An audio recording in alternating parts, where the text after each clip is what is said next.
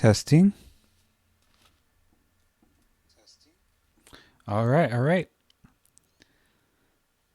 Today, well, welcome, first of all. If you're watching live or the opposite of live, which is not live, today I will be going over the logo a little bit more and creating an ad, but I will be creating a commission sheet um, for illustration for like furries, basically. Okay, so uh, back on Monday. Okay, I wasn't sure if today was Monday or Wednesday. Yeah, so on Monday I started doing sketches and I hadn't picked out a logo, and then later that day I just kept on working on it and got a logo or several logos that I liked. So the assignment here is to just create at least 20 sketches of your logo, hoping that at least 10 of them will be drawn by hand. That's optional, considering that scanning isn't something I can expect everyone to do. But 20 is a small number. It's kind of a minimum, but the more you do, the better. And the purpose of this is for iteration, because you never know if your next design will be better and take you a different place, etc. So yeah, I'm gonna go to my sketch page. So I think I did maybe these 3 or these 4 or 5 pages. I think it was only 4 pages that I did on Monday during the 2 or 3 hour stream. I can't remember. And I ended up with 8. That's 8, right? 1, 2, 3, 4, 5, 6, 7. Yeah, so I pretty much doubled the number because, at by the time I finish the stream, I think this is the last one that I ended up at. Yeah, it's not in order. But yeah, the time I ended with this, I thought, okay, yeah, I have my final design. Like, I'm pretty sure this is it, or this is it. But then I realized, okay, so I'm gonna start making them with different kinds of glasses, and I'll try putting a hat on. And then, I should do color, and then, I should have this little light part under the mouth. So what ended up happening is, like, I thought I was at the final place, but then something told me, "You're not done, Daniel." So I think that's an important part of the process, because um, this was my second sketch that I did, and I said a couple times, "Oh, I hit the jackpot." I didn't mean this is the final logo, but like, this is what I want to do. It's cute. Um, it's my favorite, and so I just kept on doing more sketches, and I realized, well, maybe, yeah, maybe, and then each subsequent sketch, I thought, okay, like, I like the mouth here. It's kind of cute. But these ones, they didn't really work. So what it did is it reinforced this one to me. Okay, and so what happened with that is then I realized, okay, I'm just gonna do 2 variations. One where I'm just use the paint tool or paintbrush tool and draw it out like that, because my style is kind of messy. Um, and then I'll do another one that's more Illustrator designy, where everything's at like perfectly aligned, symmetrical, and stuff like that. So I did these 2 variations, and then I realized, I actually just really like this one. But I just want to mess with it a little. And then I went down, and then I decided, okay, so I want to add teeth to this because I love it when there's teeth, blah blah blah. And then I tried glasses and a cap, um, and yeah, and then I thought, okay, so maybe I should actually try a more um, designer symmetrical one, and I ended up liking it more than I thought I would. So I went through permutations of okay, here's my character, Gerard, drawn out, and then no glasses and no hat. This one's just glasses. This one's glasses and hat, and these are just there. Um, there's no specific order, but yeah. So this is just me refining it. And I moved to over here because I thought, okay, I should start trying to put a cap on. So I wanted to go with a flat cap, but to me it didn't read very well. So I ended up doing this sort of Greek fisherman cap, which could also be read as a flat cap, maybe. I thought it was cool that it could be a couple different types of caps. So, like, yeah, this is great. And then I moved on to here to refine it a little bit more. And what I came up with was different mouth designs, closed mouth. And then I decided, and I went over here. I decided, yeah, I do want color. I was originally gonna just keep it in black and white, but I mean, it's also good to do it in color, so I could, how would I say it? Do what I require the class to do. Have a color version, have a grayscale version, and a black and white version. So yeah, I came up with this, and um, I I was happy with these variations. Like I thought, oh yeah, this color looks good, and I'm gonna pick the final one tomorrow. And I was pretty sure. So I posted it on the class Discord, and it turns out, oh man, I really want to add like this lighter patch of fur. I think because this does read as an otter in my opinion, but it could also be seen like as a gopher and stuff. So I think this little white patch of fur um, is better representative of an otter. So what I had to do is, in order to keep we'll zoom in. In order to keep this intact, this bottom stroke intact, while having an unstroked line, is I had to create a variation with the chin. Like for this, for example, I copied these anchor points from here to here, dragged them over, and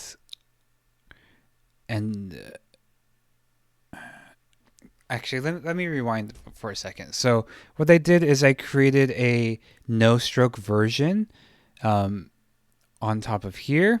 Then I brought it over here, and then I copied these anchor points and then brought them over here. So this is actually 2 layers right here. Oh, meant to do that. So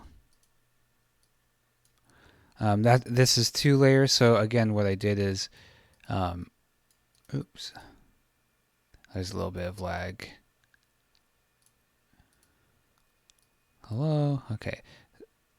Yeah, the lag's really bad right now.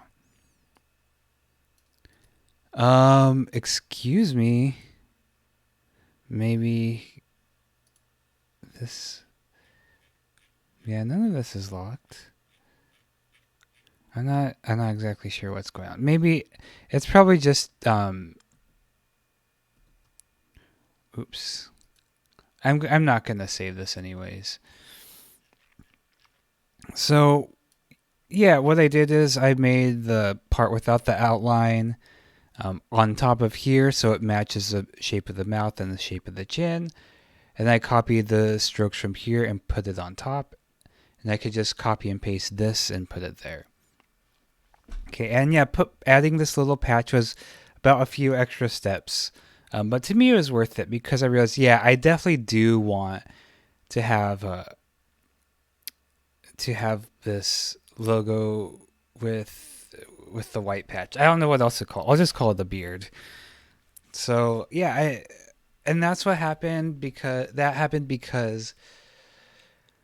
I slept on it overnight because again I thought, okay, I'm really really happy with these. But then the next morning I woke up and saw a picture of an otter. Um, I I look at otters all the time on Twitter, daily otters at daily otters I should say, and yeah, I realized, yeah, I do want that little patch right there, and to me, it was worth the extra effort. So, but then I had a hard time deciding. Okay, so I actually really like this just as much as I like this, and I like this equally as well. So what I decided is I'm going to have different logos for different uses. So for I guess I'll show it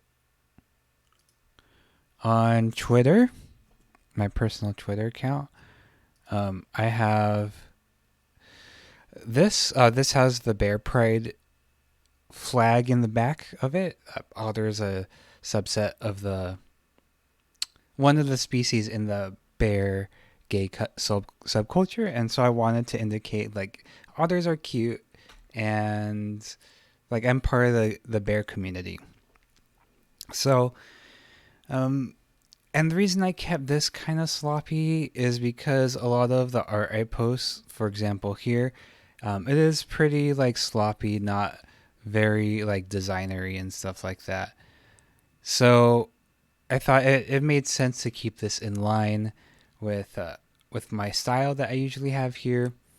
I don't really have a specific style. I just explore different avenues. But I thought I want to I want to communicate that to people that um, these are like very neat, thoughtful lines, even though they're very sloppy. Um, I don't wear glasses, but I don't ever post myself on pictures of myself on Twitter, so it doesn't matter if I have glasses or not. I just thought it would be cute. Um, and also, putting glasses on an animal automatically kind of puts it in the furry category because if I had just this, it could just be a silly little otter who's happy. In fact, my source was almost exactly like this. The source photo I got it from a real otter. And also, I wanted to communicate that I am part of the bear community. I think it's important for me personally to talk about like the bear community and have a pride flag. Just for representation, and it makes other bears feel like, okay, like this is a fellow bear. Okay, so I have that.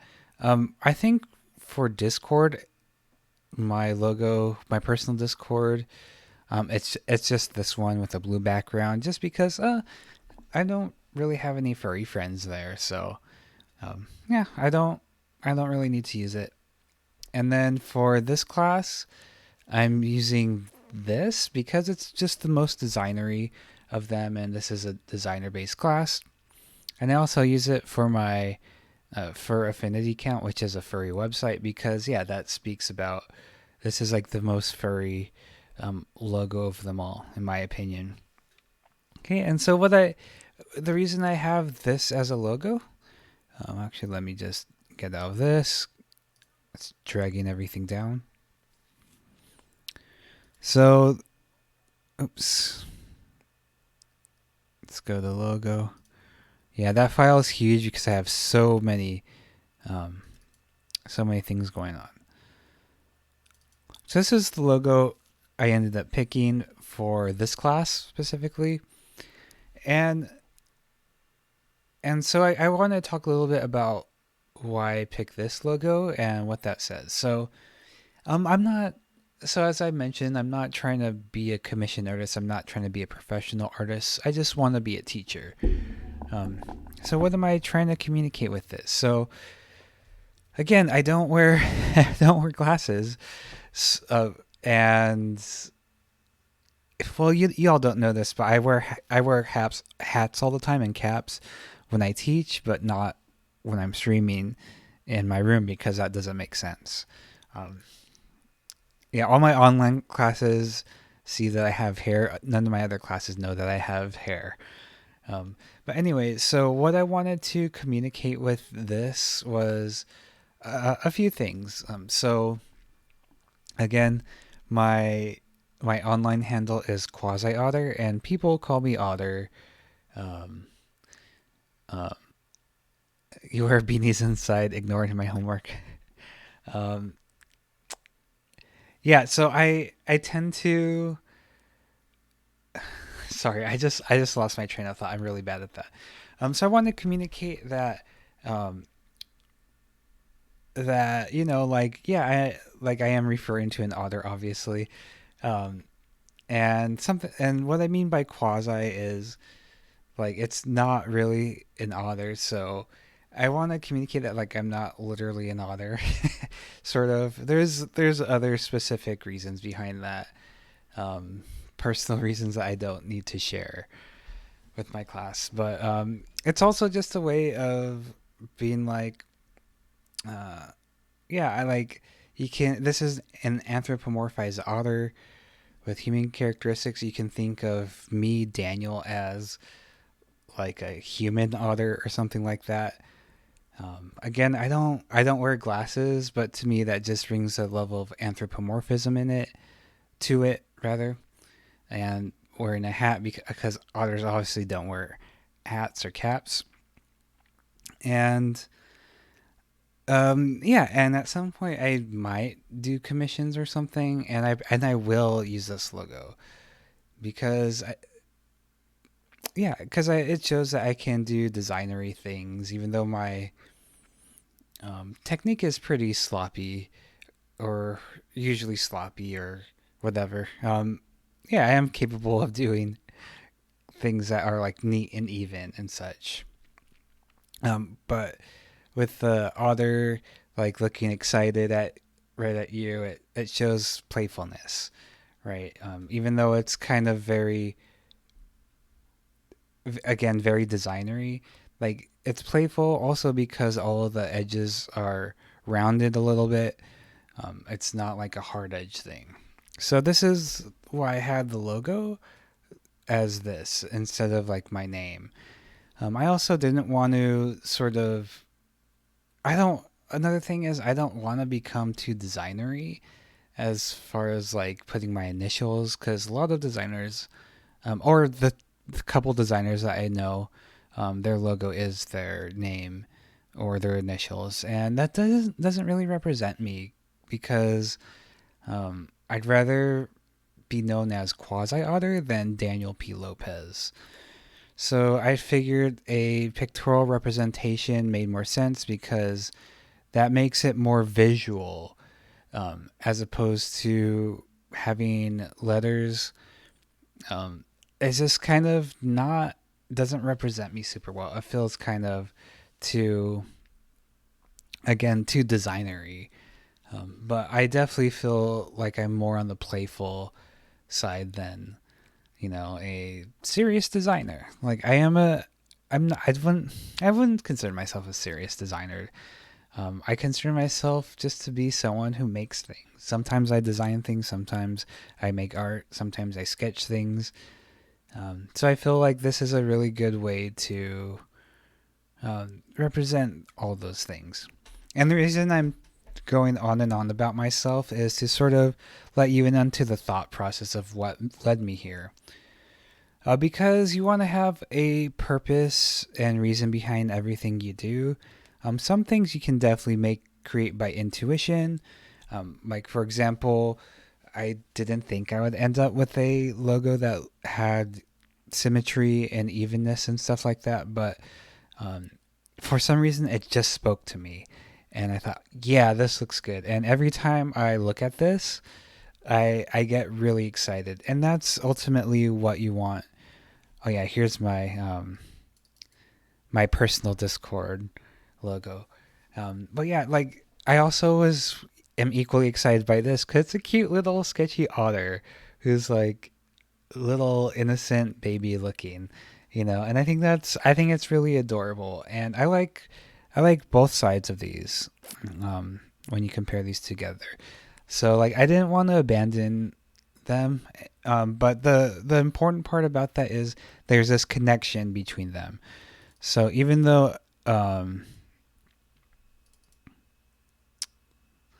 yeah, so even though they're the details of them are different, they're fundamentally the same thing. Oh, I did the wrong one. I guess I'll just open this again. Yeah. So yeah, again, even though, and this is the same color as this, so even though they're different as far as how they communicate with the lines, um, you might be able to recognize that they're from the same person right away. Also, I purposely put this color as the background to further that association. Yeah, and you know what? Well, I'll pull up this one as well. Yeah, so like all three of these have things in common. So it's just like different corporations have different slight like variations on their logo. Um, it's all part of the brand identity. And what I mean by brand identity is um, actually I don't have this queued up. Oh, I accidentally deleted the window. So I'm gonna show a very short, um, short video about brand identity. Oh, this is the wrong one. Um, let's see. Yeah, I don't know why I got rid of that.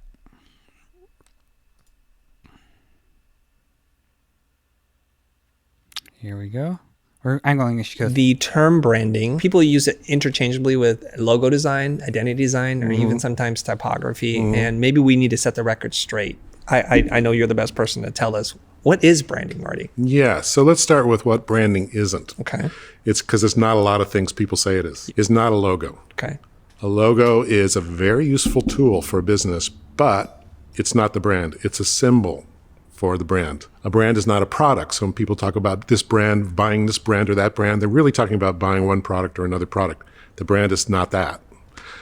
People say the brand is a promise the company makes to customers, and there's some truth in that. Yep. I mean, it does end up acting as a promise, but that's not what it is either. Advertising people like to say, well, it's the sum of all the impressions that a company makes on an audience. Yeah. Well, if you're trying to sell a lot of impressions, I can see where that might be useful to you. But from a business's point of view, why do they want that? Right. So, and how does that help Self-serving definition creative there. people understand what they're doing? Right. So none of those things are really what branding is. A brand is a result. It's a customer's gut feeling about a product, a service, or a company. It ends up in their heads, in their hearts. They take whatever raw materials you throw at them and they make something out of it. But they're making it, they're creating it. And so in a sense, when you create a brand, you're not creating one brand, you're creating millions of brands, like however many customers or people in your audience. Oh. Each one has a different brand of you. So a brand is like a reputation, right? So Okay, I'm just gonna stop right there real quick. So yeah, essentially, when you're making a logo, what you're doing is you're contributing to your brand. So everything that contributes to your brand is like your artwork, your Twitter posts, your Instagram posts, whatever. Like all of that is part of the brand. And it sounds kind of weird and corporate to say that, but it's unavoidable. Whatever, like however you communicate to people, people think of you in a certain way, right? So, I mean, and so you have different when he says like there's millions of different brands, like the way you communicate to your grandma is hopefully a lot different than the way you communicate to your significant other. So you want to think about how everything you do, every time you communicate, you're sort of reinforcing the brand that is your own personality. And that's a good way to think about a logo, is to think about, well, how does this represent me as an artist, as a person? So if you have a specific Instagram or Twitter art account, that's the brand people are thinking of, and that's they're not thinking about how you're going to communicate to your grandma, right? So you're showing your art side to your audience. So what is it that you want to communicate? And again, this is why I have a few different logos. So having this logo and presenting me as an instructor to this class is, to be transparent, is saying like, hey, like, I know I say like I'm sloppy and sometimes I don't know what I'm doing, but look, I can pull out something. I'm showing you my proficiency in Illustrator and designing something with simple lines, symmetry that follows good rules of the principles of design, and using elements of art to create something that is like, it looks really good. In my opinion, this looks really good. I may not be technically the best artist, but I have a very good eye for what looks good and what looks off. So yeah, that's what I wanted to communicate to you, the students, is look at my technical proficiency and being able to like put these on a page and have it look neat and clean. Okay, and like to Twitter, again, like I'm trying to communicate something different. Like I don't need for them to know that I can make logos and stuff like that. I just want them to see this silly little drawing of an otter. I want them to think of me more as like a fun, cute person, not like a designer who designed something cute. I want them to think of the cuteness before like the design aspect of it. So yeah, so it's helpful to have different logos for different instances, but you only really need one that can be universal. But I'm very much into plurality, and I'll actually show an example of what that means. So again, going back to me doing daily comics, winter. So I made this comic last night. So things I want to draw in digital paint. There's a large variety of things I'm interested in, like doing like still lifes, to like more surreal, weird, macabre, intense stuff, and then really cute stuff. And so my personal brand is all over the place. It's something that is usually not recommended. I've had many art instructors tell me, you should probably like stick to one style because people won't really like know what to think of you, or they won't know you. I would say that applies to most people, but when my photography teacher said that, I did the opposite and just kept on going, and thought about like how my style is to not have a singular style, right? So it works for me. And if you're that type of person who likes to explore different styles, I would honestly say go for it.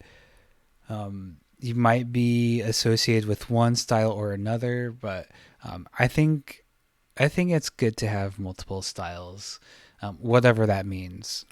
Okay, so yeah, that's why I have different logos, but I would say a lot of people tend to just stick with one. And I think, and the benefit of that is A, less designing, that's less work you have to do, and B, it'll be more instantly recognizable instead of someone like me who has different logos. People might have to piece things together, which doesn't bother me at all.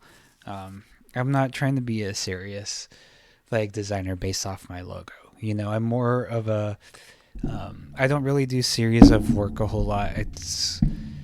it all. I have a lot of different logos. I do a lot of different things. Okay. So yeah, and if you're like someone who does a lot of like curly cues and stuff like that, you'll probably want to do a lot more curly cue design or whatever. Right. So whatever matches your personality and your art style, that's sort of what you want to go after. Okay. Okay, so now what I'm gonna do is do the make like a commission sheet like this. All right, so yeah, so what I'm gonna do right now is actually, yeah, I'll go over these right now. So commission sheets are basically ways for artists to get work, to make money off of drawing characters for people. Again, this is very popular within the furry community because not every furry is able to draw, or draw very well, I should say. Everyone can draw. So yeah, this is a good way to communicate of not only your prices, but what kind of style you want. Because you can say, oh, I want a drawing of my persona. But the question is like, okay, do you want shading? Do you want just flat colors without shading? Do you want the background? Do you want sketch, or do you want a fully drawn thing? Do you want a reference sheet? Do you want to add characters to it? There's a lot of questions that an artist needs to know. And so that's something you need to be aware of. And of course, the more complex it is, the more the price should be. Okay, so yeah, so this is the first example that I'm going to show. This is Haps. So Haps is currently the lead artist for this visual novel called Ad Astra, which is a furry visual novel that it's in the furry community. It's pretty well known, and there is a ton of artwork. Let's see if there's a link. Actually, I'm not gonna search because I don't know what's gonna come up. So yeah, this Haps, they make really well-known work. They're working in that game that's well-known, that spawned a lot of artwork. So they have these pretty high prices. And I'm going to talk a little bit more about the style later. Okay, here's this next one. Here's another typical example of something like this. Drawing commissions. Here's a list of things that this person will draw. Here's things a person this won't draw. Flat colored, which again means like no shading here. And with shading, this is a little bit more money because it takes more work. So there's two different rates here. Okay.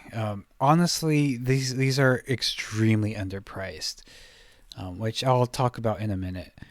But yeah, this clearly lays out what they will and won't do. And then they also have the second page of here's the procedure that you need to follow. So this is something that can be seen as both good and bad. Is it too much to read? For some people it might be, but if you're going to be interested in commissioning this person, like, you will want to read this, and you will be willing to put the effort to read these 4 short paragraphs, right? So this is an optional thing. A lot of artists don't do this because they have a lot of experience, and they've probably dealt with a lot of this, and they'll just ignore you, maybe. I don't know. So this can be a helpful tool, but not and people who are going to want to commission you will probably take the time to read it. So I would say, like, this is it's neutral. I don't have any opinions on that. All right, so here's another one. This is a good example because this is, again, it's a smaller person than this as far as like a following. So the things I like about this is that they have, this is how you can pay me. And also here's the different currencies that I accept, or the equivalent of CLP and USD. But I also like this a little bit. Actually, I'm going to say I like this a lot because these are hand drawn letters, and I really like that little touch to it. And I'll talk a little bit more about what that means. This is a little suggestive and stuff, so sorry about that. But this is a really good another good example. I picked out, like, I didn't spend hours. I spent like half an hour trying to find examples, and I thought this one was pretty good.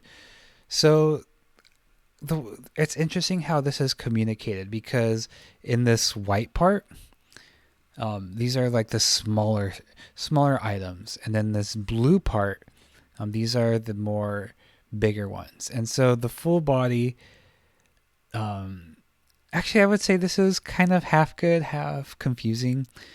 So the full body extra poses, these things, yeah, like this is all part of the blue right here, but the icon also extends out here. So it's a little bit confusing. I think maybe this could have been a slightly different color, maybe a lighter color to indicate it's not part of this. But it's good in showing like examples of what's shaded and what's complex shaded, and flat color telegram stickers, as well as different types of examples of, like, here's flat color, here's shaded, and here's complex background. So it's a little bit busy, but as someone who's gonna spend a minimum of $60, here is gonna take the time to read it. If someone's just looking for telegram stickers, all they need to do is just read this, and it says telegram stickers clearly right here.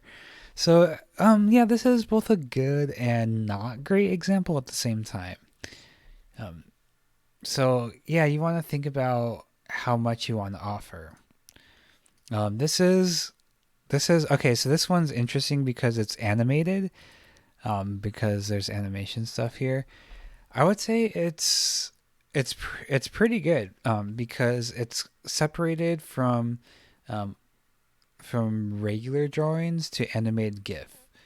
Okay, so here's flat colored, and then full, meaning shaded and stuff, and the background character, and that GIF thing's in the way. I don't know what that says. That's something that I should probably let her know. But yeah, these are on the left side of it, and they're in the black. So that's what that's communicating to me. These are part of this. And the animated GIF, the words animated GIF are in the gray bubble. And all of these, the duration, action, movement, whether it's simple, complex, and the character design, if it's half or bust, this is bust right here, where it's basically shoulders up, half meaning like half the body up. Yeah, all of this is contained within the gray area, so this is very clearly communicated. It's the slanting design like that, how it carries over to that. I don't know how I feel about that, but at the same time, it does show there's a difference. Like, these are slanted, like even the text here is slanted, right? But everything here, I would say, is laid out very clearly, and it makes a lot of sense, and I have no questions about it. Again, this one's a little bit confusing. It makes sense, but there's a lot going on. You kind of have to parse it.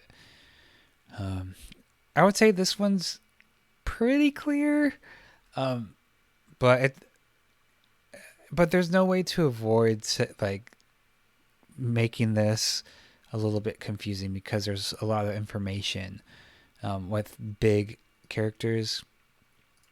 This is probably the most clear sheet. So I want to talk a little bit about the difference here. So this is the most clear, but also it has the least amount of personality. So the way I see this as compared to this one, this is more like quote unquote professional, and this has a Google Forms attached to it as well. Let's take a look at. I haven't taken a look at this. So this is like a very professional way to do this. So why would you not do a professional way to do this? I said this is more clear, and this is not as, these aren't as clear. But what's the difference? Like, why would you just not do the professional clear one? So in my opinion, when you have something like this seems a lot more personal to me, because the text is hand drawn. There's some like design going on here. So, like little quirks like this, different colors. This is a little bit on the more professional side. Whereas the more, when this is more professional, it lacks like that same personality. What it does to me is it shows, okay, this person isn't like really doodling around with their commission sheet. They just want to get it done. Okay. And excuse me. And so having these, again, this minimally designed sheet right here, also, like, you do have to use the Google Forms. So there's a couple steps to it. So this is the basic information. This is getting into the nitty gritty. So I guess HAPS wanted to separate the quote unquote fine print from the initial message. And because HAPS is very popular, let's see how many followers. 33.9k followers. So because HAPS has this many followers, they can demand that extra effort, because if you want to hire HAPS and you have the money, like, you will spend that extra like 2 to 3 minutes filling out a sheet to make sure everything gets done properly. Like, you're willing to put in a little bit extra effort to support this person who's very busy. And again, this shows me that HAPS is very busy. They have a standardized form. Whereas if you're going to contact Sebi Fillings, which I highly recommend, this is really cute, then you're probably going to get a more personalized, softer transaction. So and this one, like, the character is a little bit more intense, so it makes sense that all of the text is uppercase, except for like down here, because it's just information. So the character, like, this shows more like intense professional, whereas this is like softer, right, and cuter. And this person's way undercharging. So is this person. So, and this is good, because this is like good to show, because the typeface here is a little bit like cartoonish, but still like typed out. So that's kind of represents a style. They do like a cute art style, but very like hard edge line. So it makes sense. And like the font here makes a difference. This has like a chunkier font, and the character she does are basically very chunky. And it's kind of playful as well. So you want to think about every single aspect of what you're trying to communicate in your commission sheet. If you're doing an ad for something different, pretty much the same things apply. Like, if you're going to have a flower service, it's going to look probably more like this rather than this, right? So there's so many things to think about when it comes to, well, what font am I going to choose? What's it going to look like? Okay. So I'm going to actually put this in chat to commission this person. and this person. You don't have to, obviously, but also another thing to note is like these are like if you are going to be doing commissions, it's customary for the person to leave a tip, depending on the service. So just a tip, like like if you're gonna commission this person for like a half body, then don't leave $20. Leave what you think their artwork is worth, right? Whether that's $30, $100, $7,000, whatever. Yeah, this is just way too small. So always like it's okay to. Uh, I also see a lot of fellow artists saying like you're charging way too little in the comments, but you can also say that by just giving a tip, by giving like a really nice tip, like this is what you're worth, and because a lot of artists who say like I only really want, I'm just starting, I'm testing things out. It's a valid way to start, but it's also kind of underselling yourself. But at the same time, it can be a nice ego boost if you get a commission for $12 and you end up with like $36 total because of a tip. So yeah, it's depending on what you want to do. It's kind of funny that I haven't actually done this myself because I'm not interested in doing commissions. But I've done this. I've learned about this through observation and interaction. And a good way to sort of get into it is honestly go on a Twitter or Instagram and just look at art and like stuff, and not just like it, but comment on not only like, oh, this is cool, like point out specific things about what you like and be honest and genuine about it. That way, that way, like you can make genuine connections. So that's kind of what I do. On Twitter, I like to like something. Like I don't like to retweet very often, but I also sometimes like to say, "This is really cute." Oh, or like, "Oh, I want to go on a coffee date with this character."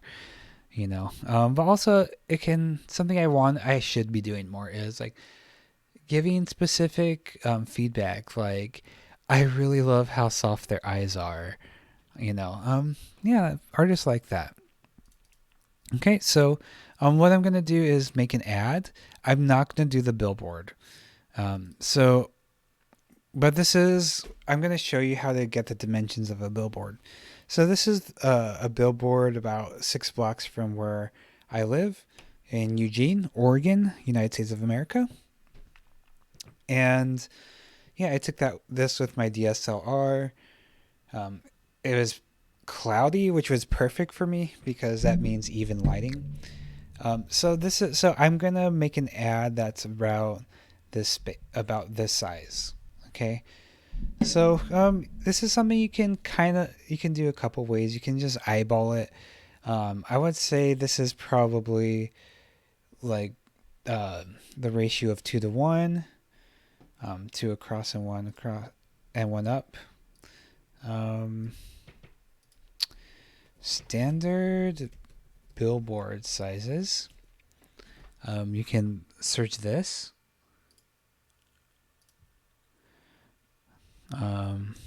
Size ratio.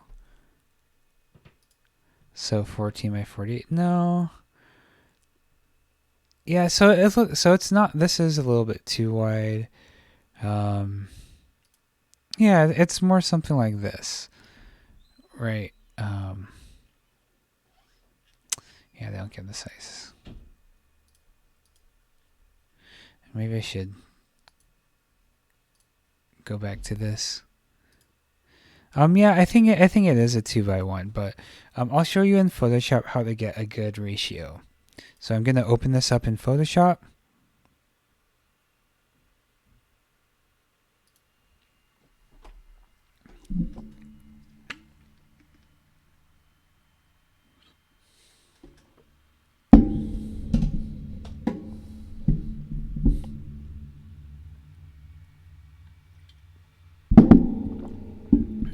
All right. So as you can see, we're on a how do I do things in Photoshop? How do I zoom in? I'm forgetting how to zoom in. Okay, it's Control plus. I've been using Crit a lot. Yeah, so how are we gonna figure this out? So the way I'm gonna do it is by selecting this and putting it into a new layer first of all. So I'm gonna select. I'm using quick selection, just to sort of go like this. All right, so I don't need this to be exact. It is helpful if these, if selection. This is done pretty well. Good job, Daniel. So it doesn't have to be exact, but like as long as a decent part of, the selection is flat and flush along the top or around the edges, you're good. If you do select and mask and smooth it out as much as possible, that will smooth it out, and we'll hit OK. And so now what we'll do is we will do Control J on Windows or Command J on Mac. And what that does is it took that selection and put it in a new layer. Okay, so we have this on a slant. So the way I'm going to try to figure this out is by using guides. Okay, so make sure you have your rulers showing. In order to do that, go to View, Rulers, and make sure it's selected. Or you can do Control R or Command R on Windows. So this side here is a lot more vertical than this, obviously. So I'm going to click on the ruler and drag to the edge over here. All right. And my next step is, okay, I'm going to try to change the perspective according to this corner. Okay, because we have a little, because this line right here is touching this corner, so we might as well stick with that corner. Because if we did it here, it'd be a little bit messier. So we're going to make sure this guide goes to this corner, which it also snaps to. Let me turn this on. Let's just make this black, just so it'll be easier to see. Actually, let's do like a dark purple. Okay. All right. So then we have these two corners as references as to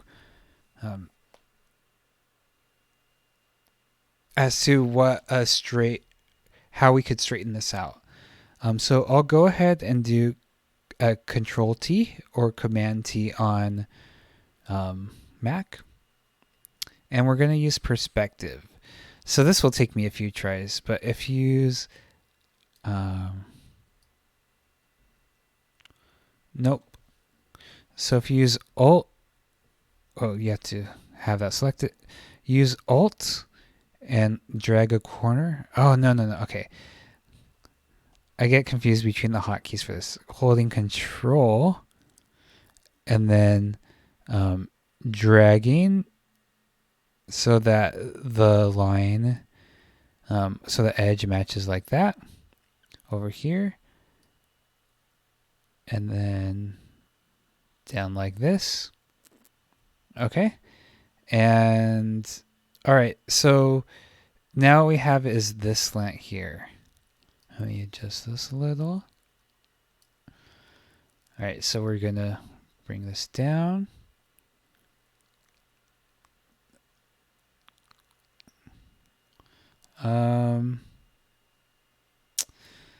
So I'm going to keep it like that for now, and I'm going to put another guide in the middle because whether it's top or bottom is irrelevant. We just want an approximate size.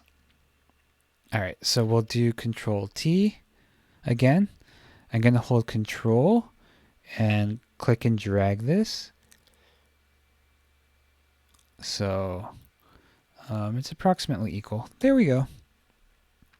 And that's about the correct. Can you get it a lot more exact? Yeah, but again, we're just concerned with an approximation.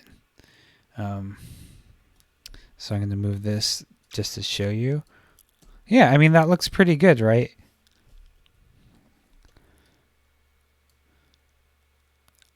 I mean, like if you move the guide there, you'll see that the word loans is aligned relatively well for how quickly we did this. So yeah, so there is a really cheesy way to find out the size of this. I'm just going to do Control A or Command A on Mac and then copy it, Control C on Windows, Control or Command C on Mac. I'm going to go to File, New, and then look at the clipboard. So the size of this, which I'm going to, which we have right here, is 2062 by 998. Okay, so that's approximately 2000 by 1000 pixels. Okay, so that's really perfect for right now. Like, again, it's a 2-to-1 ratio. So can we do this exact? Yeah, but you know what? We, instead of doing 2062 by 998, we're just gonna make it 2000 by 1000.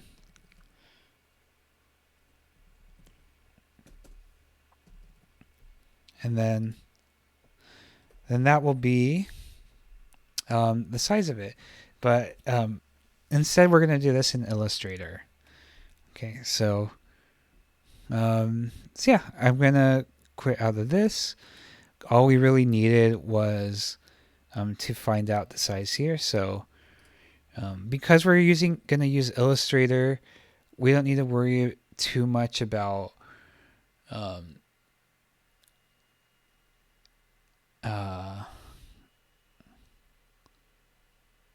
no, we do need to worry about the size. I was having an internal battle with myself. So I'm going to open up Illustrator, take a drink of tea.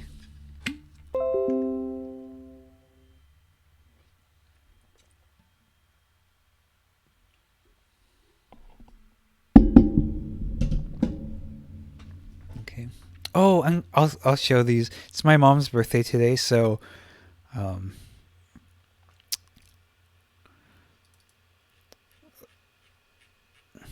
so I made this for my mom in Illustrator.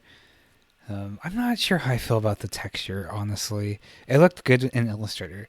But yeah, my mom wears these glasses, and this represents her, and this is me, her baby otter, and my mama otter. I like this because it has a little... I was able to add a little drop shadow to make it look like it was made out of paper or whatever. So yeah, it's my mom's birthday. I did that for her. I also did this. This was my first attempt. She likes Afghan dogs, and she loves books, and her hair kind of looks like this. And so I tried to make her an Afghan persona, but I just, at this point, I thought, this is just terrible, and I just aborted it. I'm going to show it to her later, but this isn't her gift. This is, yeah, this just ain't it. I wasn't really having fun with it, so I decided to stop. Okay, so I'm going to do new, and the width will be 2000 by 1000. Yeah, I think that'll be good, but yeah, this will be for web only. So we only need it 72 dpi. So I'm actually going to do 4000 by 2000. just in case we need it to be a little bit bigger. Like for example, if you do want to use this for,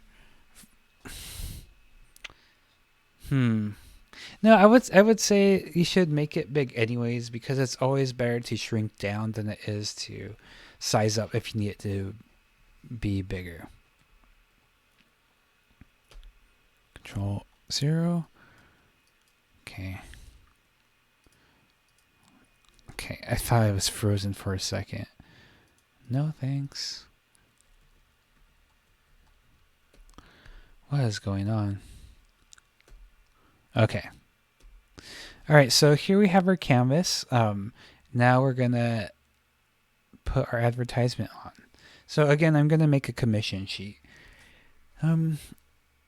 At this point, I would say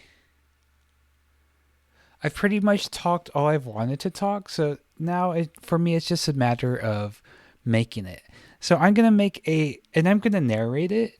But if you just wanted to hear a lecture and just work on it on your own, you can stop right here if you feel like.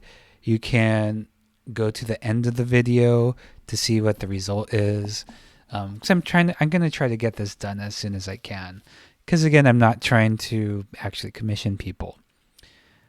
So yeah, I will go ahead and get started, and yeah, I will narrate it, but feel free to mute it, put on your own music or whatever, and think about puppies.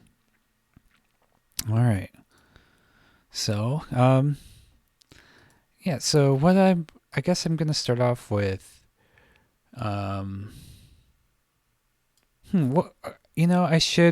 I should do this as if I'm actually going to do commissions. So what I'm going to do is I'm going to start off with,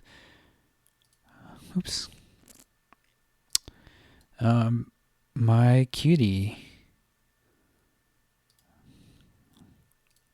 Sebastian.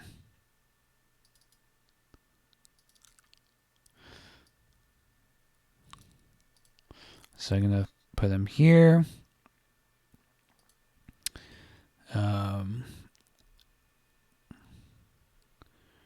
Maybe I'll also show this as well.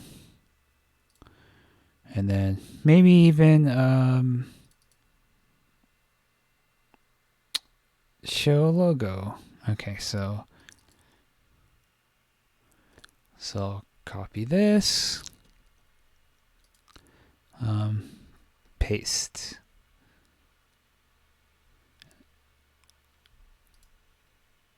Okay.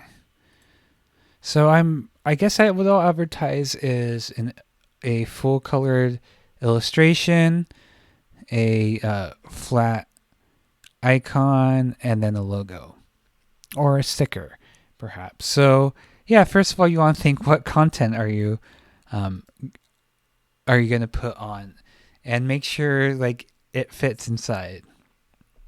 Okay, so now I want to think about how I'm going to arrange this. So what do I want to do more of? So I think I would be more interested in doing logos and maybe simple icons rather than paintings like this, because I want to do my own paintings, and I don't want to spend much time working on them, because a lot more effort, a lot more time. Also a lot more anxiety, because I'll think about it too much. Whereas a logo, I could pump out a lot of iterations a lot quicker. Okay, so I think right now, what I'm going to do is make this a little bit smaller. And because we placed it, as opposed to just copy and pasting, it's a smart object, so it will scale, and if you scale back up, it should, in theory, retain its resolution. Okay, so the only problem with getting a vector here is you might have to deal with the stroke size. The stroke size might change. Things might change because of the scale. It can be a pain in the butt.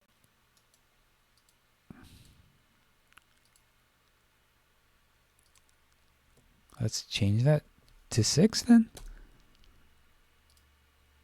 All right. So I have my 3 things. This won't be the final arrangement, but I want to put information. Okay, so what do I want to put? All right, so I'm gonna keep the prices kind of arbitrary, meaning it doesn't matter. But I'm gonna say $50, 50 USD.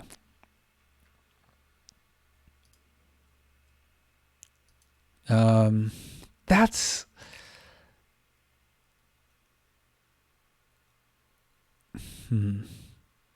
yeah, again, I'm not trying to worry about this too much, so I need to stop.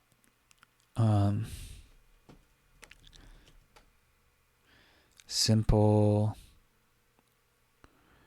avatar. I'm gonna do 100 USD, and then oops, didn't mean to do that. And then full painting, 250 USD.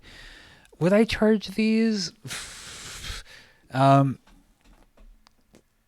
have a complicated relationship with art and money.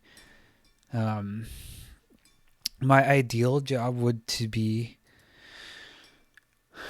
well, besides teaching, because this is my ideal job, and Art 121 teaching 2 sections of this, like, it's no joke my ideal job. This is my ideal job right now.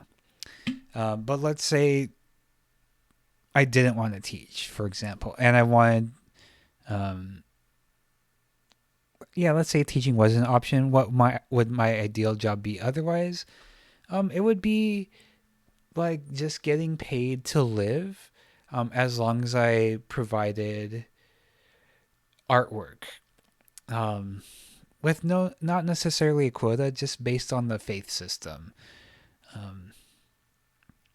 And I definitely am confident that, like, I mean, I make a comic every day. I've been pumping out a lot of artwork this past several months. So yeah, my ideal job would just to be like get paid to live and make art, and just like be able to give artwork to people, make artwork for people, as long as I had the time. So I have a very complicated relationship with money, because another thing that I think I might actually want to do is create adoptable characters, and have the payment be a Bandcamp wishlist, which is basically a digital music service where you, instead of Spotify, you do stream, but you buy the album. So you're essentially downloading. I'll show my collection real quick. So all of these albums I bought.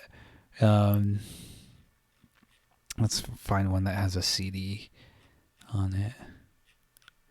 Blah blah blah. So for this album, for example, I purchased the 3 CD set with full size color poster, and I got these 3 tracks downloaded. But I'm paying the artist fully for the CD and the digital thing. So what I like about what I was thinking about is, like, it'd be cool.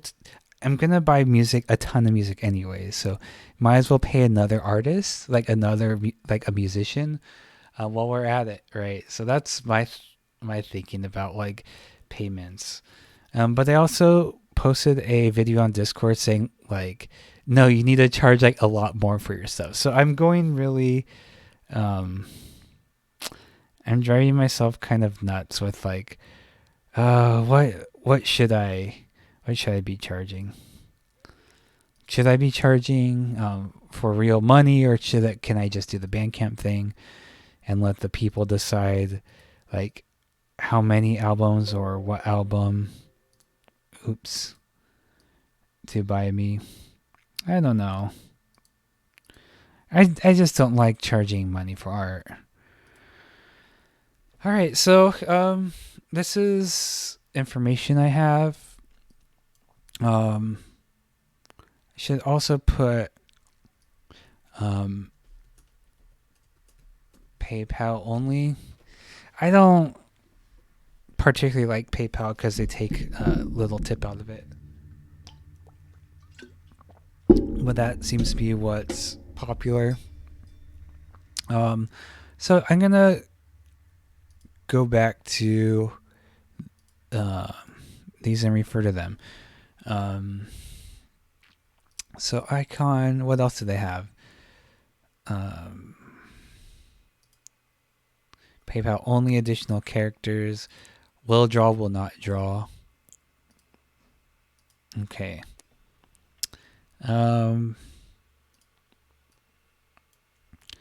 Safe for work only.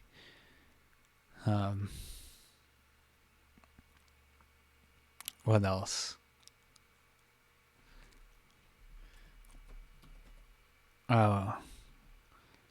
One character only.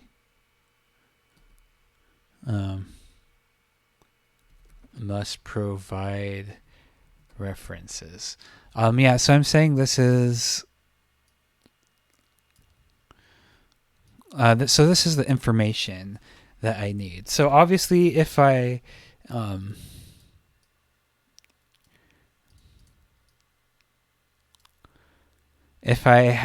I could technically like do just this only and it would work.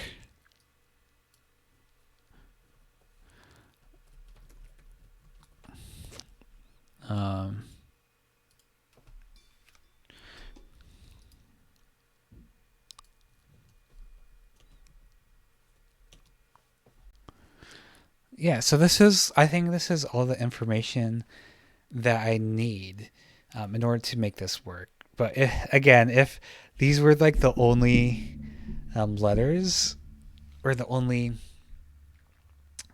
information that I had, this could technically work, but it's just obviously poorly designed. I kind of like how unprofessional it is. It kind of makes me laugh, especially because these, for someone who's just starting off in character design, like it's a lot of money. But I think I'm worth it. Like, at least that's what I'm telling myself. I'm worth it. I think the logo should be a lot more money. There's a lot to consider that a lot of people don't think about when it comes to that kind of thing.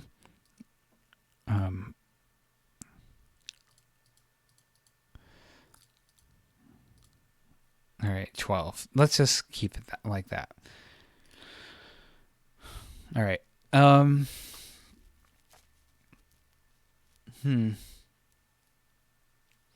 So I might end up like,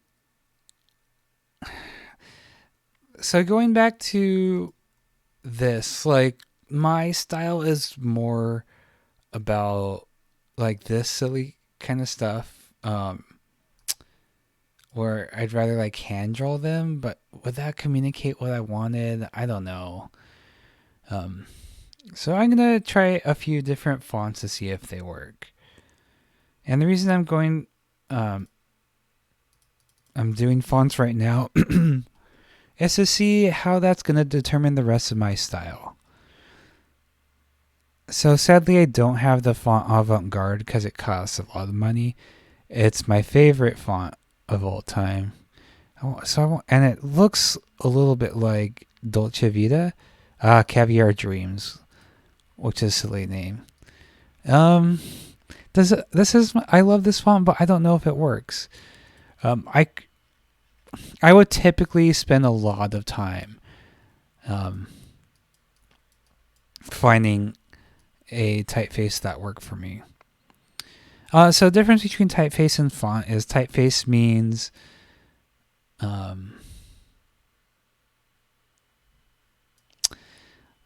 like the family. So like that would, like, for example, Arial bold, Arial italics. Arial is the typeface, but a font would be like Arial italics. So what about Alchemical?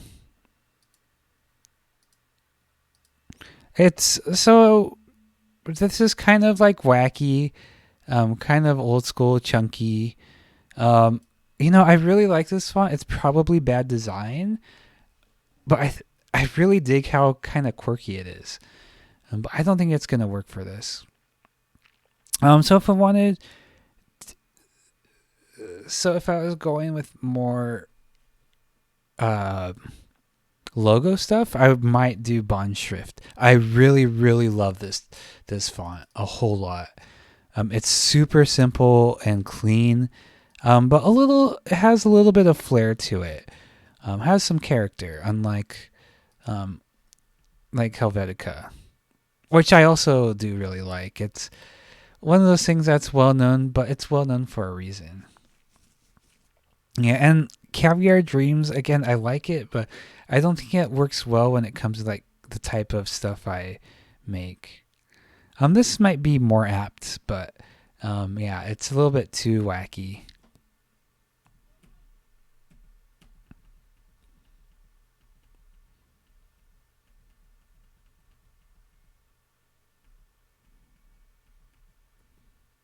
I like how informal this is. Oh, that looks like the PayPal font, doesn't it?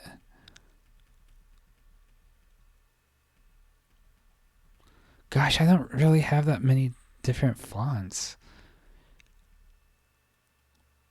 No. I'm gonna go with Blend Schrift. Because it has a little bit of character to it, but it's fully intentional as far as like this is the information that you need. Also, I do kind of want to indicate that, like I said here, I am kind of a busy boy, and yeah, I want to explain things cleanly and just communicate things. If I was doing this for a living, not working as an instructor, and I had all the time in the world to do commissions, I would definitely hand draw all of this. But that's not the case, and also I want to get this done before for the stream ends, or within the 2 hours. So I guess I should put commissions. All of them have the word commissions. I forgot that. All right.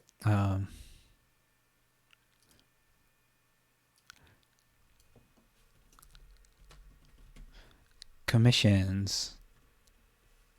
I'm probably going to take that off, but I'm just going to keep it for now because I like it. Commissions.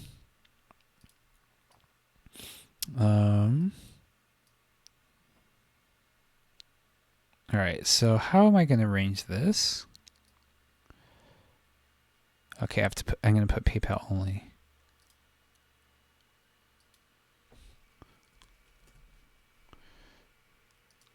I'm going to put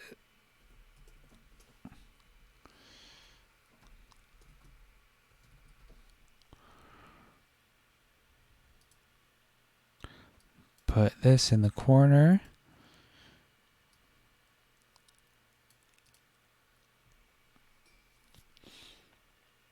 I don't know if I like that. We'll see. Okay, so we'll move. Oops. We'll move this. I'm going to put it here to sort of feature it.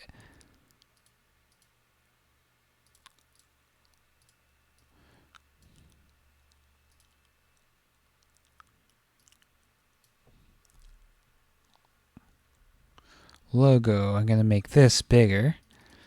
Let's do 144 to emphasize it.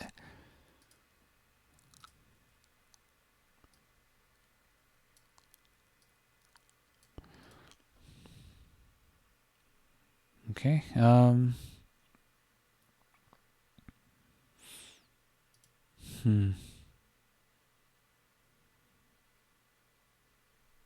Guess I'll move it there for now.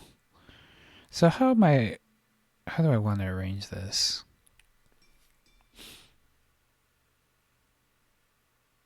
Maybe I can move this.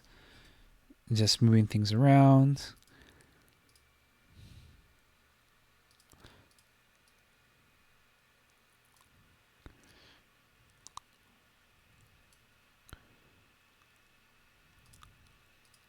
I definitely want to make the painting smaller.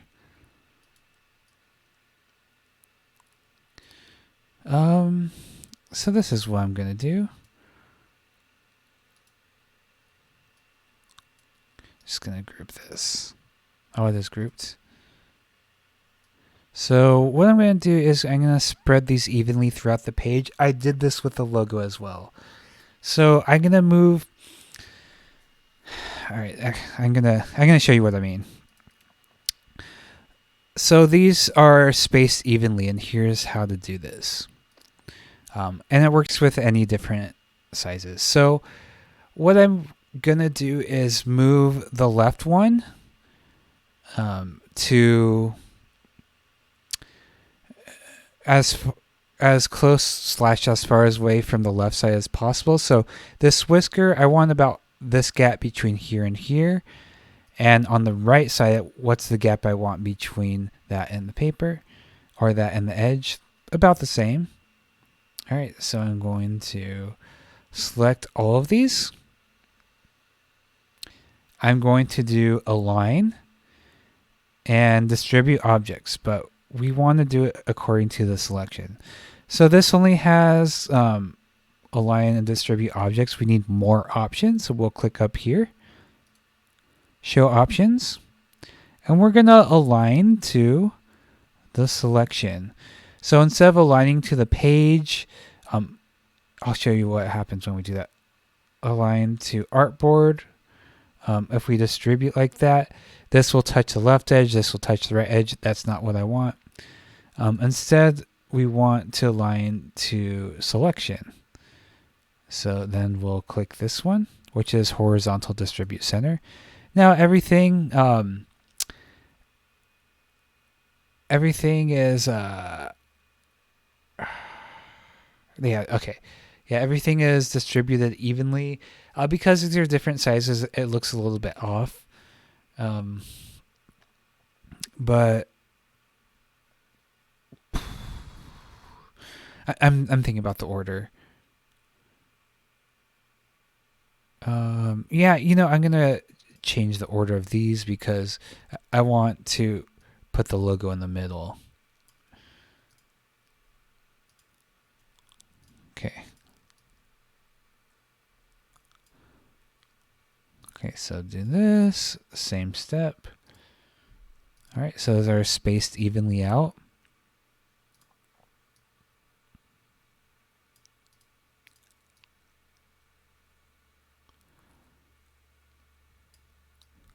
Gonna try to get the smart align. Let's do this.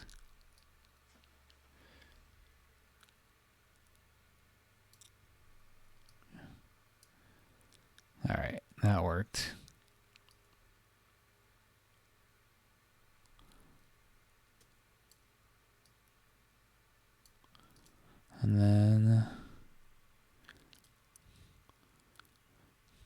have to move this.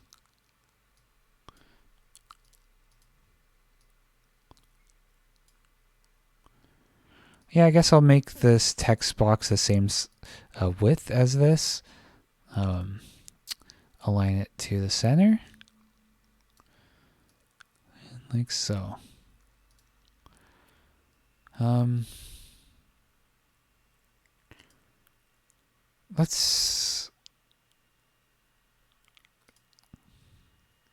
Yeah, okay, so I don't like how uneven this is. It does bother me. But maybe what I can do is put right align to sort of balance this out.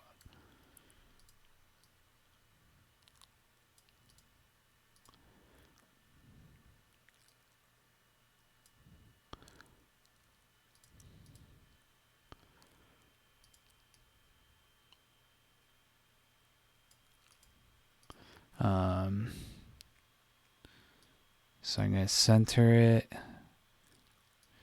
make it smaller so it just barely fits,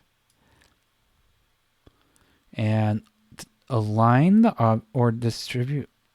No, I do want to align to artboard and center it.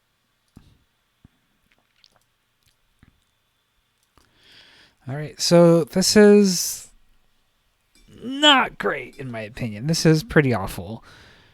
Let me move this down. But it's a good start because we have our information very clear here.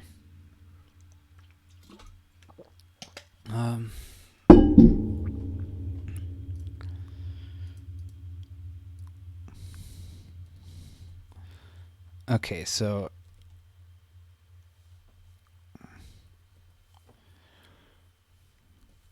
yeah, I think I don't want to put PayPal there.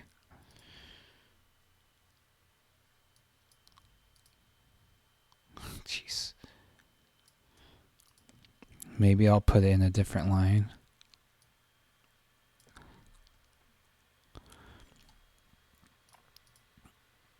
All right, so this is, you know, I don't want to belabor the point a lot. So what I want to make sure y'all know is that there needs to be, you need to account for the edges. I am totally losing. What is it called? Plead, slug. Not. It's not what I want.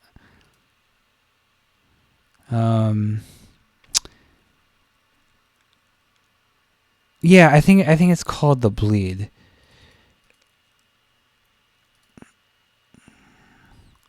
The bleed being like the dead zone, where you don't want to put anything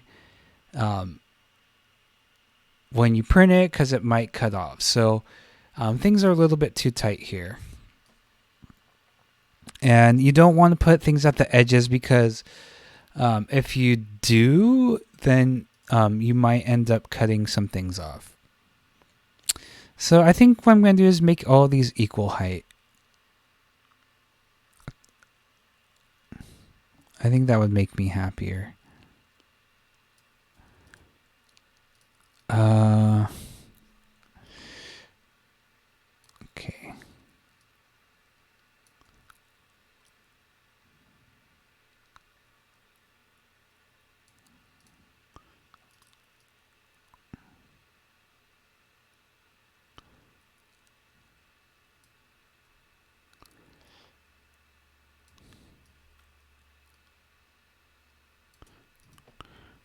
Yeah, I think that looks better, but maybe I should go from left to right.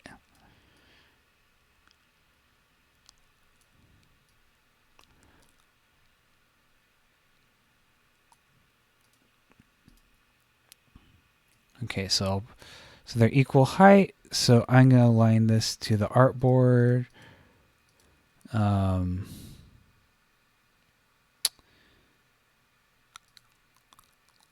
Like that, and align to selection.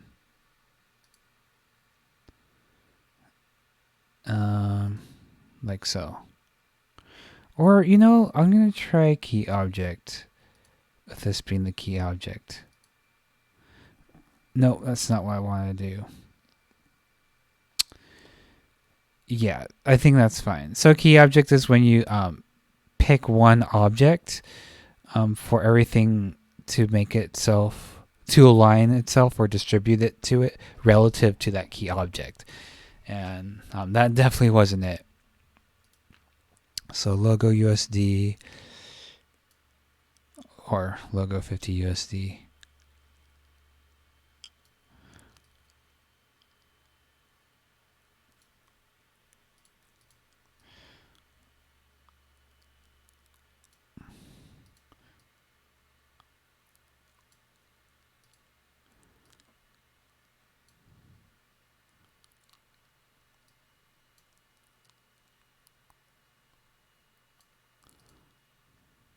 All right. So yeah, this clearly emphasizes that I'd rather do the logo. This does look a little bit off, so I'm going to move it to the right because what looks intuitively right, to me, I prefer rather than what's technically right. Oh my gosh, Daniel.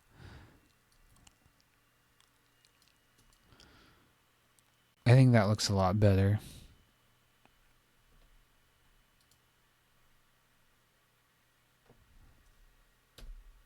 Oops. Yeah, I like that better.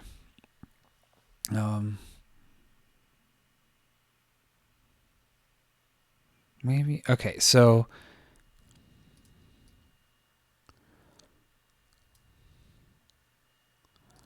PayPal only. You know what I can do?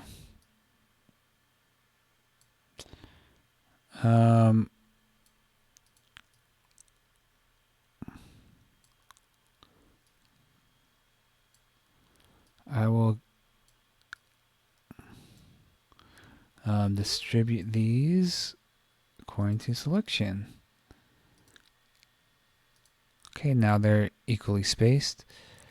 And then align to key object. And align objects. I did not mean to select that one. Oh, it's because this text box is huge. I just want it to be barely that size. Same thing here.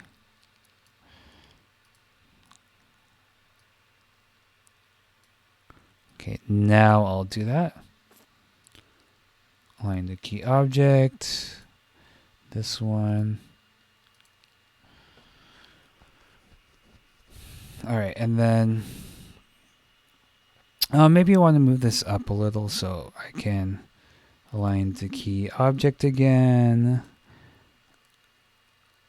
This is a key object and like that. All right, and I want to move this in a little. Okay. Yeah, you know what?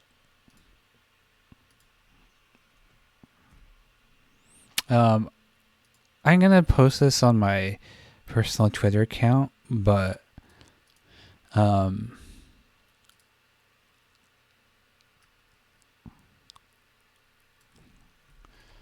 not really. This isn't size for my class. Well,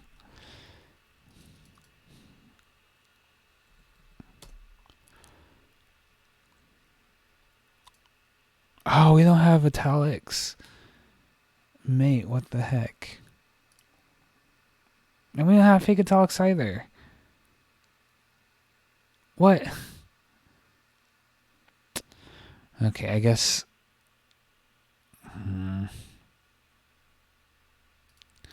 So the cookie crumbles in the jungle. Alright, so this is perfect, right? No, this is boring. There's no flavor to this whatsoever. Let's see.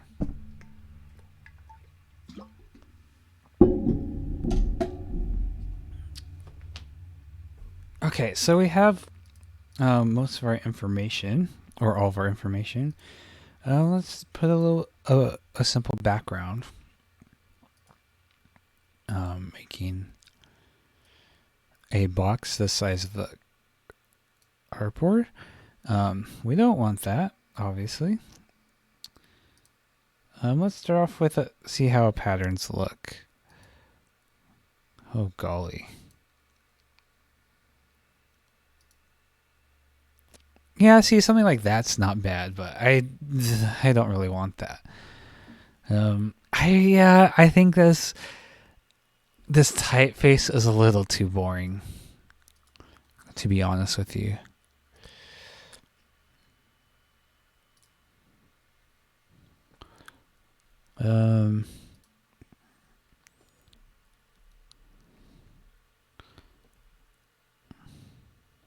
I do like Caviar Dreams. I think I am gonna go with that because it is kind of kooky. I want to just make sure there's nothing else that really, really speaks to me.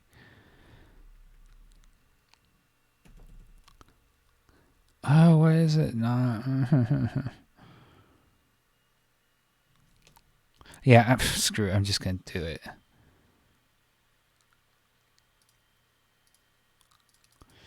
All right.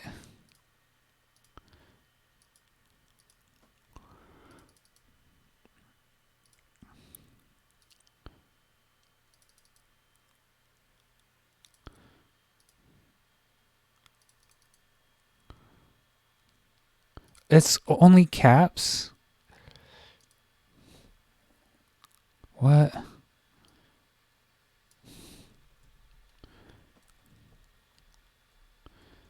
That doesn't make any sense. Why is... Oh, because this is a light. And I'm using Dolce Vita.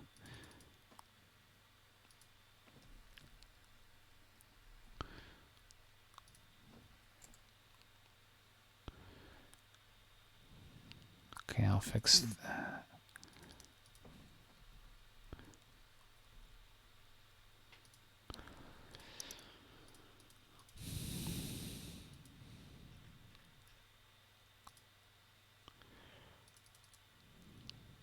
Yeah, I like this a lot better. Is it a little too fancy? I don't know. Probably.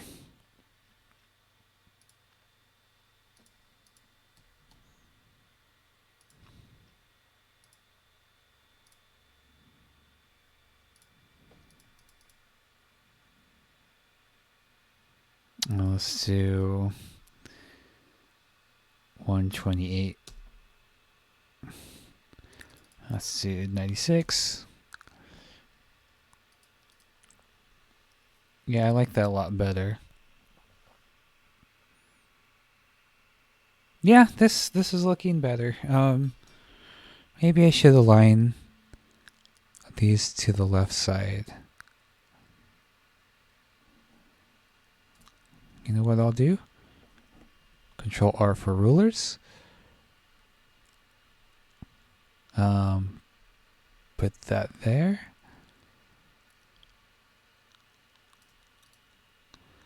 And then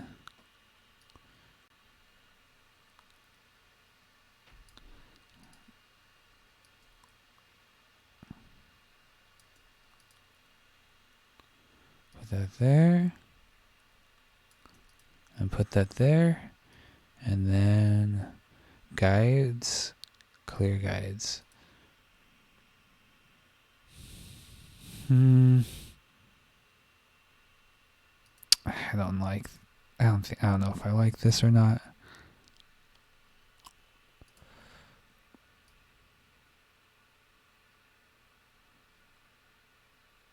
Maybe it should align. I think this might be okay. But definitely want to change the background.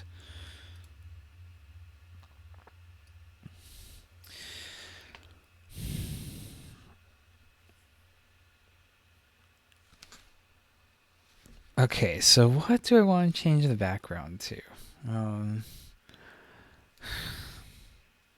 I don't want to spend a whole lot of time on this, to be honest, because it's kind of trivial at this point. But I also do want to show good design. So we'll change. Where's appearance? No, it should be gradient. I'm not super good with gradients in Illustrator.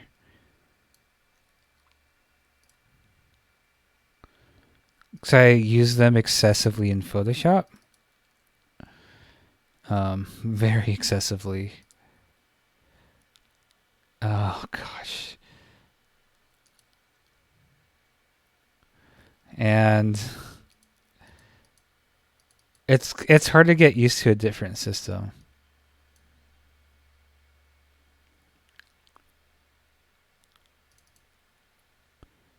Okay, there we go.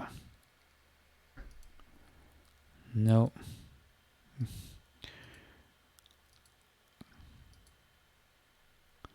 Okay, so what I'm going to see... Oh, here's what I need to do. I'm going to just put a layer of white. I think it should be white. And then go to transparency.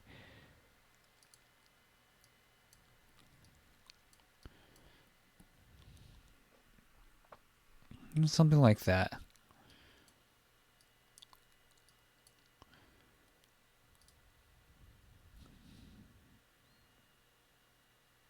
I think that's not bad. I didn't... Yeah, I didn't want to do that.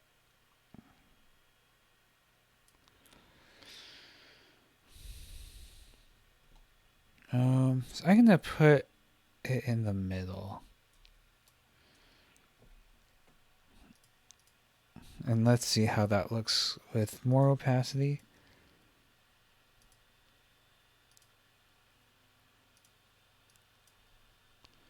Yeah, so it emphasizes that. But I'm gonna make it kind of so you can't really tell. It's just a little bit more subtle. And you know, I want to put a border around, a stroke.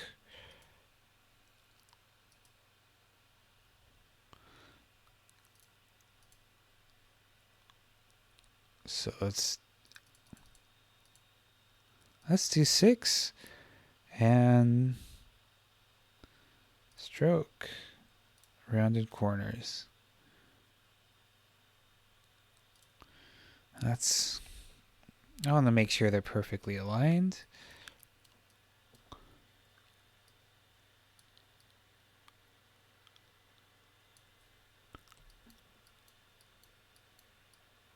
Yeah, I only really need to worry about the opposite ends.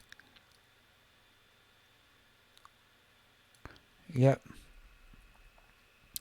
Yeah, so I need to make this go up a lot more.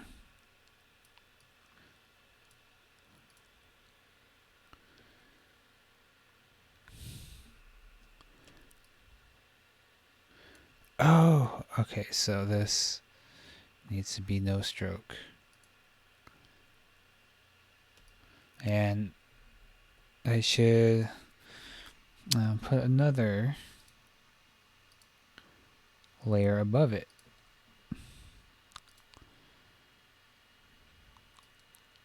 I can just start off like this so I can color.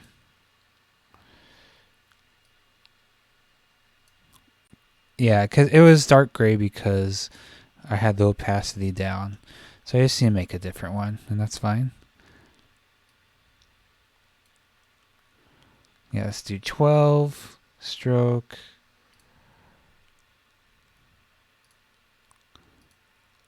It's round. And there we go. I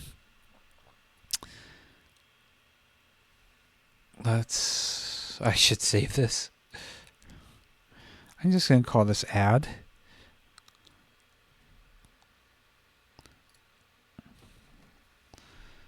Class files.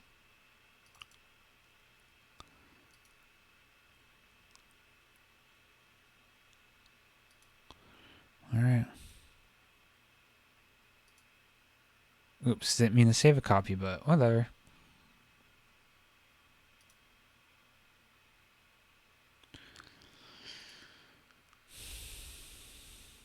Export as add.png. I'm going to click use artboards because the stroke goes a little bit beyond the artboard and I just want what's inside of it. And okay, and I want to see how that looks.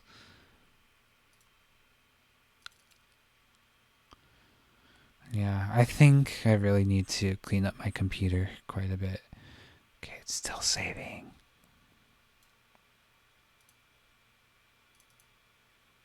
I'm so impatient. Did I put under billboard? No. There we go. Yeah, it was just me being impatient. Oh, that's a lot darker. Oh, I know what happened. Yeah, this layer needs to be white. Because it needs to be a white box. Because it's just blank.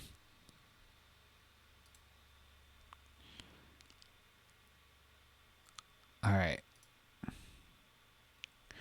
Or maybe I'm not sure. But I'm going to make it white just in case. That's what it needs. Because it's not a color. Right here, it's a transparency. So now I'm going to export as add, use artboards.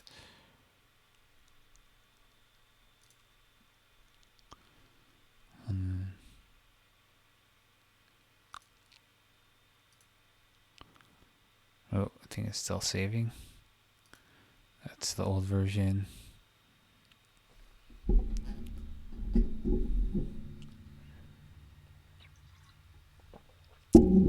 Yeah, I think the reason it was darker is because it needs like a white layer to be transparent onto. I'm pretty sure that's just what happened.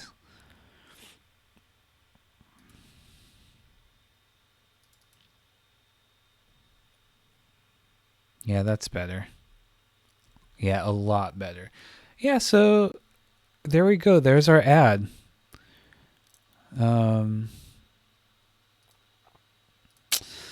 You know what? I wanna make this stroke bigger. I'm not gonna lie.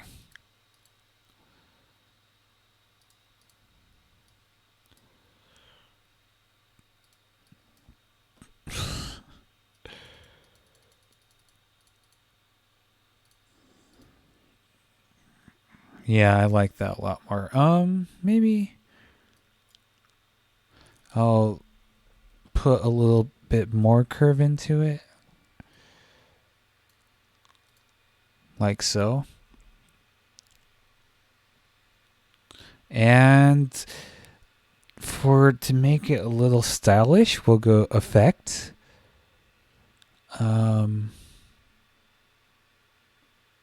Stylized drop shadow. I said stylish, but I didn't realize that's what I needed to do. Opacity, blur, 0. How come I can't preview it? Let's do offset 3.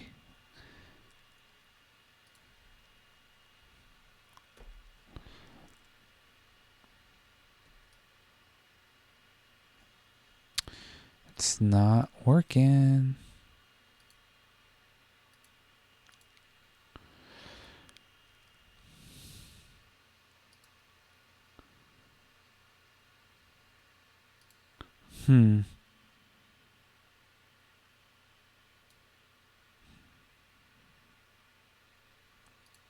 Preview. Okay, what?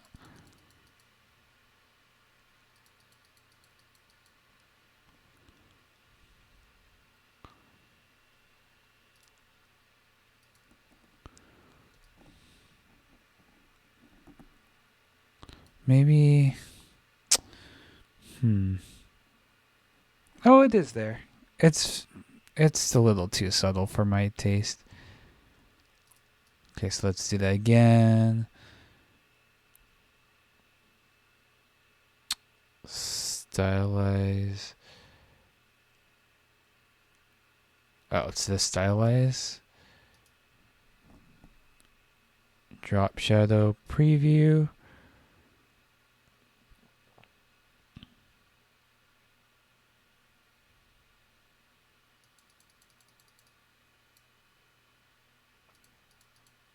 Let's do 18.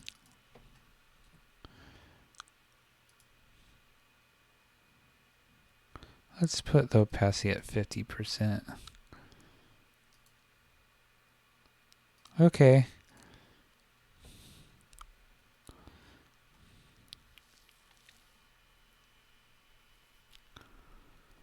All right, sure. Why not?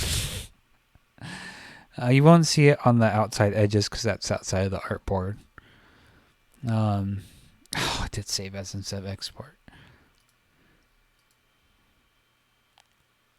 I have 8 minutes to finish.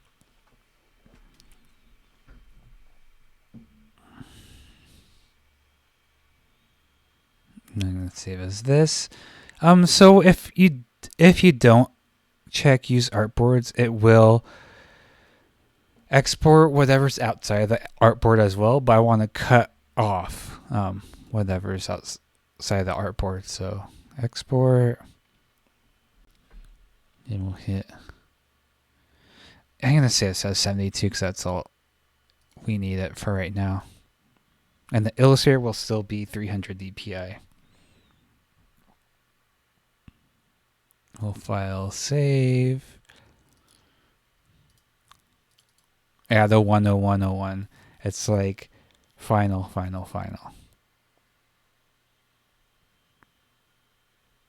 Okay, so yeah, I'm pretty happy with this. It doesn't have a lot of personality, in my opinion. I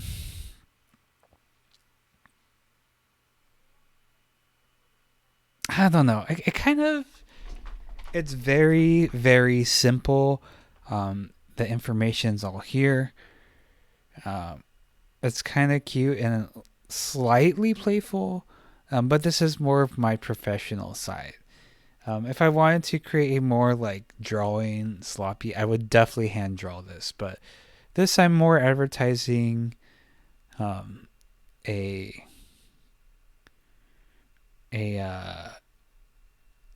more designery, more technically proficient part. So yeah, that's about it for today. Thanks for tuning in. Drink lots of water, and I hope a puppy looks at you. Toodles. Bye bye.